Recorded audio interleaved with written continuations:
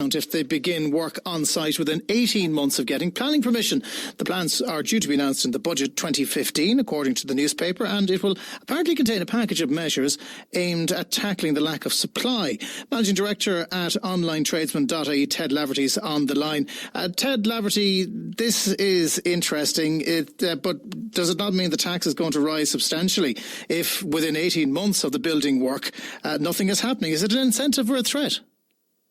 Well, I mean, it sounds a little bit like a threat, but I mean, it obviously gives the incentive to try and tackle the issue with the housing problem ASAP. So, you know, I guess you can perceive it either way. I mean, for me, Jonathan, there is a bigger issue there in relation to funding that's available for these developers. So, you know, I guess the carrot and stick approach, you know, that's one thing, but you can't get blood out of a stone if these developers don't have the finances to actually start development. Well, that's a bigger issue. Isn't there a possibility that the banks will see this now as being what it is, which is an incentive to build, and that should free up credit if they know that there's going to be something quite literally concrete at the end?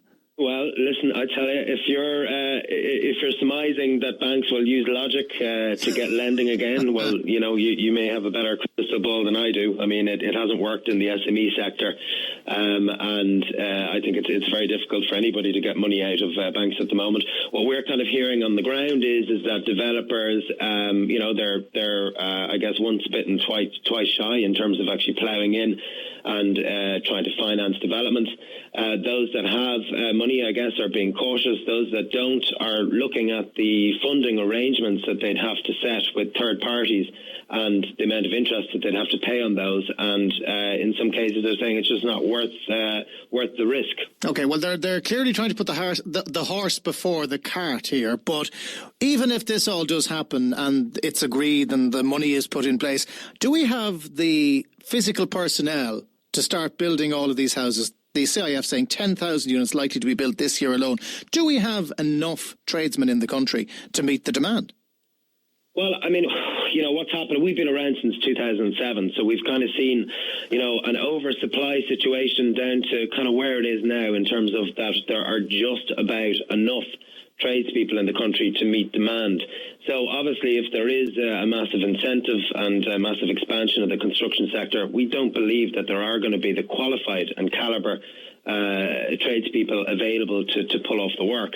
A lot of people have fled for far-flung shores, Australia, Canada, Middle East, etc. Really, we need to be a bit kind of, I guess, more proactive about getting them back. It's all very well putting the incentives in place, as you say, but if we don't have the people on the ground to fulfil it, well, then we're going nowhere. But is the incentive there to bring those guys back? I mean, a lot of them, if they're working in some countries, you mentioned, I think, was it Doha, they're working there tax-free, aren't they? Well, there are. I mean, there's all sorts of incentives, you know. I mean, there's guys working tax-free. There's people working in mines and big developments in Australia and in Canada and getting, you know, over 200 grand a year for, you know, for the work that they do. Very, very hard to compete. I mean, look, you know, Irish fellas, you know, probably the biggest incentive is the mammy's apron strings, you know, coming back to that. I believe that people, you know, in the Irish kind of psyche or whatever, that you do want to come back if all things are right on the ground, if there's guarantees in place. But, you know, at the moment, it's just talk, you know. Okay. You know. But is there confidence in the sector that this is at least a bit of momentum, that we're heading in the right direction after what has been, let's face it, 6 years of abysmal failure in the industry? Absolutely. Look, I mean, you know, we're a million miles away from where we were 24 months ago. You know, tradespeople have a spring in their step. They believe that, you know, things are going in the right direction. It's nothing like what it was, and that's no bad thing, I don't believe. But it's, you know, it's certainly approaching that.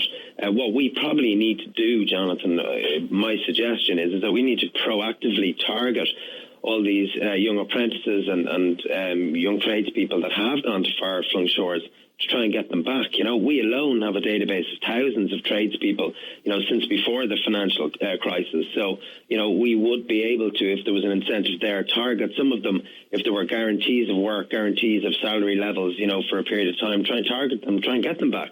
You know, and I think that's probably what the government needs to do. OK, Ted Laverty, we'll leave it there, Managing Director at Onlinetradesmen.ie. Thank you for joining us on Newstalk Lunchtime. Still to come, traffic seems to be back